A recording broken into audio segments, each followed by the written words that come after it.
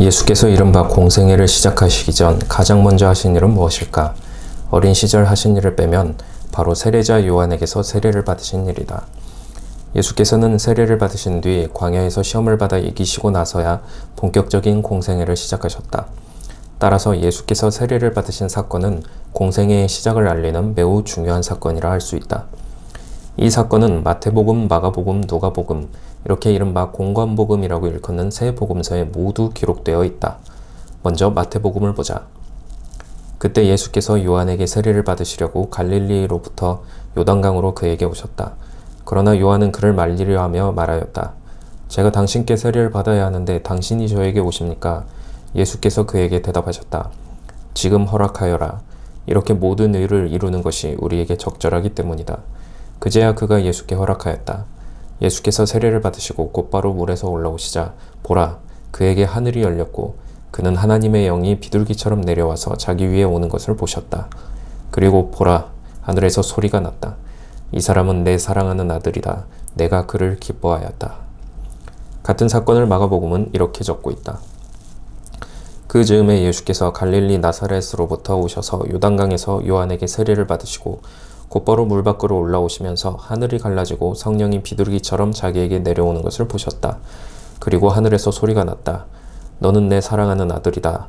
내가 너를 기뻐하였다. 그리고 누가복음의 기록은 다음과 같다. 모든 백성이 세례를 받을 때 예수께서도 세례를 받으시고 기도하시는데 하늘이 열렸고 성령이 비둘기 같은 몸의 형태로 그의 위에 내려왔으며 하늘에서 소리가 났다. 너는 내 사랑하는 아들이다. 내가 너를 기뻐하였다. 마태복음은 5절, 마가복음은 3절, 누가복음은 2절에 걸쳐 예수께서 세례를 받으신 사건을 다루고 있다. 세 복음서 기자 모두에게 이 사건은 중요하게 여겨졌던 것 같다. 그런데 같은 사건을 다루고 있는 세 복음서가 구체적인 기록에 있어서는 몇 가지 차이점을 보이고 있다. 하나, 이야기의 시작. 마태복음과 마가복음은 예수께서 어디에서 오셨는지 기록하고 있는 반면 누가복음은 바로 세례 장면에서 시작한다. 또 마태복음은 요한이 말린 일과 예수께서 하신 말씀을 다루고 있는 반면 마가복음과 누가복음은 이를 기록하지 않고 있다. 둘, 성령 강림. 마태복음은 하나님의 영이라고 표현한 반면 마가복음과 누가복음은 성령이라고 적고 있다. 마태복음과 마가복음은 비둘기처럼 오셨다고 한 반면 누가복음은 비둘기 같은 몸의 형태로 오셨다고 하고 있다. 셋, 하늘에서 난 소리. 마태복음에서는 예수께서 3인칭으로 그려진 반면 마가복음과 누가복음에는 같은 말씀이 2인칭으로 적혀 있다. 차이점 1과 2는 큰 문제를 야기하지 않는다고 할 수 있다. 먼저 마태복음과 마가복음이 예수께서 오신 곳을 적고 있는 반면 누가복음이 이를 빠뜨린 것은 단지 누가가 가지고 있는 자료에 그 부분이 없었거나 누가가 이를 중요하게 여기지 않았기 때문이라고 설명할 수 있다. 또 마태복음이 요한과 예수의 대화 장면을 다루고 있는 반면 마가복음과 누가복음이 이를 빠뜨린 것도 마가와 누가가 가지고 있는 자료에 이 부분이 없었거나 마가와 누가가 이를 중요하게 여기지 않았기 때문이라고 설명할 수 있다. 차이점 2도 쉽게 설명이 가능하다. 하나님의 영과 성령이라는 낱말의 차이는 사실상 차이가 없는 것이나 마찬가지다. 성경 전체를 통틀어 볼 때 하나님의 영과 성령은 삼위일체의 세 번째 인격을 가리키는데 자주 교차적으로 사용되고 있다.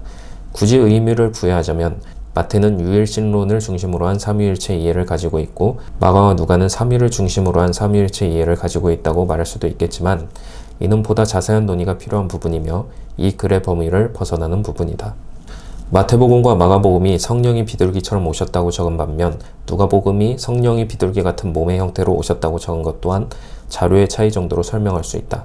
또는 자료상으로는 비둘기처럼 오셨다고 적어야 할 것을 누가가 보다 자세한 설명을 위해 비둘기 같은 몸의 형태로 오셨다고 적었을 수도 있다. 이것이 신학적으로 큰 문제점을 야기한다고 보기는 어렵다. 문제는 3이다. 성령 강림 이후 하늘에서 소리가 들렸는데 이 소리의 내용에 대한 기록이 서로 다르다. 마태복음은 이 사람은 그를 이라며 3인칭을 쓴 반면 마가복음과 누가복음은 너는 너를 이라며 2인칭을 쓰고 있다. 이것은 실제로 들린 소리가 무엇이냐는 질문, 곧 사실과 관련된 사안이기 때문에 심각한 문제점을 야기한다. 실제로 들린 소리는 3인칭을 쓴 말씀이었을까 아니면 2인칭을 쓴 말씀이었을까? 같은 말씀을 3인칭과 2인칭으로 2번 반복하지 않은 이상 분명 둘 가운데 하나만 실제로 들린 소리이다. 그렇다면 나머지 하나는 거짓이 된다. 다시 말해서 실제 있었던 것과 다르게 보도한 셈이다. 이것은 해당 기사의 신빙성, 나아가 해당 복음서의 신빙성을 손상시킬 수도 있는 부분이다. 3인칭 지시대명사 이는이 사용된 것은 이 선언이 예수께가 아니라 우선적으로 요한에게 주어진 것임을 보여준다. 적어도 이 말이 실제로 발하여진 음성을 마태가 글자 그대로 옮겨놓은 것이라면 그 음성의 대상은 예수님이 아니라 요한인 것이다. 우리는 여기서 마가복음 1장 11절과 누가복음 3장 22절에 표현된 그 음성의 내용인 너는 내 사랑하는 아들이라에 주목하는 것이 좋다. 헤르만 리덜보스는 마태복음의 기록에 대해 그 소리가 요한에게 주어진 것이라고 설명하고 있다. 그렇지만 마태복음은 요한에게 들렸다고 명시하고 있지 않다. 따라서 마태복음의 기록은 하늘의 소리가 그 자리에 있는 모든 사람들을 향한 것이었다고 적고 있는 것으로 봐야 할 것이다. 반면 마가복음과 누가복음의 기록은 그 소리가 예수를 향한 것이었다고 적고 있다고 할 수 있다. 여기에서 실제로 누가 들었는가 하는 점은 크게 중요하지 않다. 물론 요한에게만 들렸다거나 예수에게만 들렸다고 할 수도 있겠지만 특별한 언급이 없으므로 요한을 향한 소리였거나 예수를 향한 소리였거나 그 자리에 있는 모든 사람들이 들었다고 할 수도 있기 때문이다. 이때 나타난 세 가지 신비한 현상을 누가 보고 들었는가에 대해서는 적지 않은 논란이 있고 세 복음서의 강조점이 조금씩 다르지만 어느 복음서에서나 당시 모여있던 사람들이 전혀 보거나 듣지 못하도록 발생했다고 할 만한 단서나 증거가 없기 때문에 세 가지 현상을 모두가 보고 들었다고 보는 것이 좋다. 문제는 결국 어떤 것이 실제로 들린 소리인가 하는 점이다. 이 사람은 일까 아니면 너는 일까? 우리는 두 가지 가능성을 생각해 볼 수 있다. 1. 실제로 들린 소리는 이 사람은 인데 마가와 누가가 이를 너는으로 바꿔 적었다. 2. 실제로 들린 소리는 너는 인데 마태가 이를 이 사람은으로 바꿔 적었다. 1의 가능성을 택할 경우 마태는 사실을 기록한 것이 된다. 반면 마가와 누가는 이를 고친 셈이 되는데 이에 대해서는 어떻게 설명해야 할까?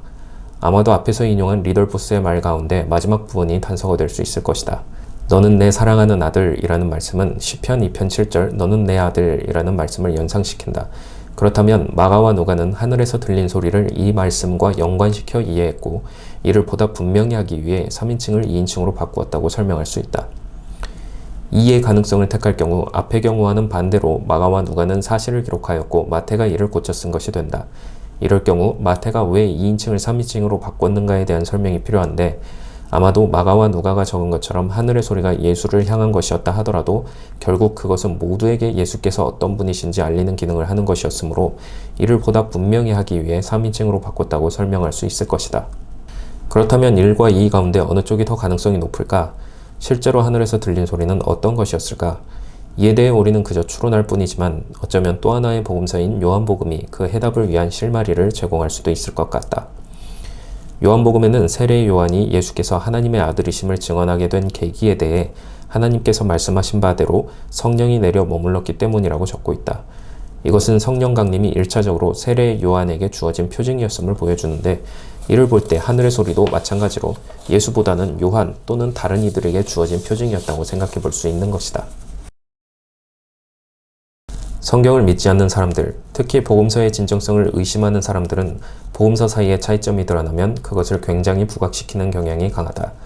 그러나 사실 복음서 사이에는 차이점보다 일치점이 더 많으며 이렇게 차이점을 지닌 여러 목격자들의 진술을 통해 풍부한 일치점을 지닌 사건이 보도된다는 점은 오히려 복음서의 신빙성을 높여주는 기능을 한다. 하늘에서 들린 소리에 대해서도 마찬가지 이야기를 할 수 있다. 마태는 이를 3인칭으로 적고 있고 마가와 누가는 2인칭으로 적고 있다. 이것은 분명한 차이점이다. 그러나 차이점만 있는가? 또는 그 차이점이 결정적인가? 그렇지 않다. 우리는 세 복음서가 똑같이 한 가지 내용을 전하고 있다는 사실을 볼 수 있다. 2인칭이나 3인칭이 들어간 부분을 빼고 재구성해보면 복음서 기자들이 전하려고 한 하늘의 소리의 내용은 이렇다. 내 사랑하는 아들이다. 내가 기뻐하였다. 예수는 하나님께서 사랑하시는 아들이시다. 하나님께서 예수를 기뻐하셨다. 이것이 마태, 마가, 누가가 세례 사건을 보도하면서 전하고자 했던 핵심적인 내용이다. 세례 사건이 공생애의 시작을 알리는 일이었다는 점을 감안하면 이는 더욱 분명해진다. 예수께서는 하나님의 아들로서 신적인 공생애를 사셨고 또한 하나님께서 기뻐하신 사람으로서 메시아적인 공생애를 사셨다. 이것이 세례 사건이 지니는 의미이자 세례 사건 당시 하늘에서 들린 소리가 담고 있는 의미이다. 복음서는 복음서다. 복음서는 사실 보도에만 역점을 둔 기록이 아니라 예수의 복음을 전파하는 것을 목적으로 하는 독특한 장르에 속한 책이다. 물론 복음서는 사실을 기반하고 있다. 그러나 그것이 목적이 아니라는 것이다. 세례사건 보도에 있어서도 실제로 2인칭 표현이 사용되었는가 3인칭 표현이 사용되었는가는 복음서 기자들의 관심이 아니었다. 그들의 관심은 예수께서 누구이신지를 전하는 데 있었고 그것이 세례사건 때 들린 하늘의 소리에 담겨 있었다는 점을 보여주는 데 있었다. 따라서 그들은 위 따옴표 사이에 들어간 문장을 있는 그대로 전하였고 2인칭 또는 3인칭 부분은 스스로의 판단에 따라 선택하였다고 할 수 있다.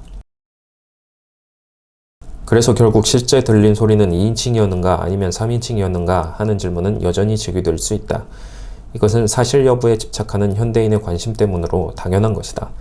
이에 대해 정답을 제시할 수는 없지만 적어도 내 사랑하는 아들이다, 내가 기뻐하였다 만큼은 문제가 없다고 말할 수 있으며 2인칭과 3인칭 사이의 변화에 대해서도 설명은 충분히 가능하다.